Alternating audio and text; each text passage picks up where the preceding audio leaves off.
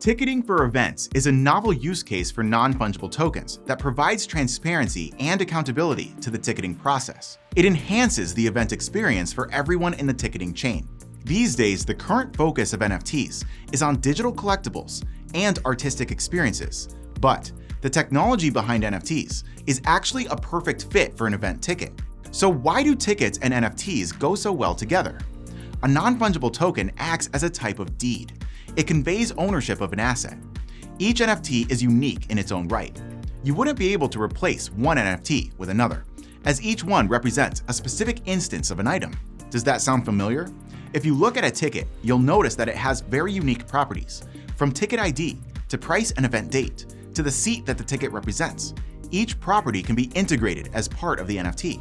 So what then are the benefits of using NFTs for ticketing? Thanks to smart contracts, each and every NFT ticket can be programmed to execute certain logic when a condition occurs. To give an example, if an NFT ticket is resold, it can automatically split revenue between legitimate parties in the ticketing process. Tickets become smarter, and they can better combat challenges with traditional ticketing. NFT ticketing also introduces decentralized finance to the event industry.